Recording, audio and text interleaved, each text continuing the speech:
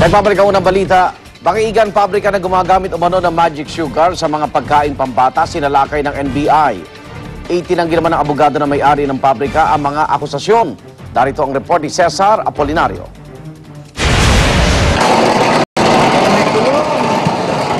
Pasado alas 10 ng umaga ng pasukin ng mga ahente ng NBI ang pabrika ng mga pagkaing pambata sa Governor Pascual Avenue, Catmon, Malabon City.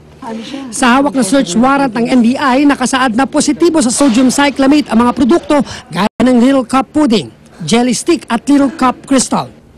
Ang sodium cyclamate ay mas kilala sa tawag na magic sugar. Ayon sa NBI, mismo ang BFAD ang nagsabing bawal gamitin at ihalo sa pagkain ng magic sugar matapos lumabas sa pag-aaral na nakakakanser ito. Sa isang imbakan sa loob ng pabrika natagpuan ng ilang sako ng magic sugar. Kinumpiska ang mga ito. Kumuha rin sila ng sample sa panghalo sa iba pang produkto na hindi kasama sa search warrant para suriin kung positibo rin sa magic sugar. 30 hanggang 50 beses na mas matamis sa totoong asukal ang lasa ng magic sugar. Kaya ito raw ang ginagamit ng mga negosyante para makatipid.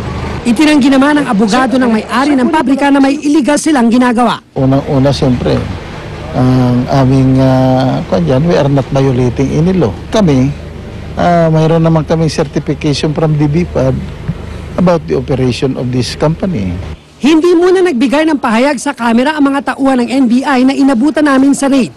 May dinala rin silang 6 na trabahador pabalik ng NBI para raw patuloy pang imbestigahan.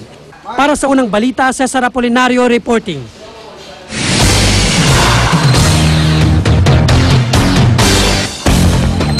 Tagumpay ang ikatlong operasyon sa cervical spine ni Pampanga Representative Gloria Macapagal Arroyo. Pero ayon sa kanyang mga doktor, 1 buwan pa ang kailangang pahinga ng ating Pangulo bago tuluyang manumbalik ang kanyang lakas.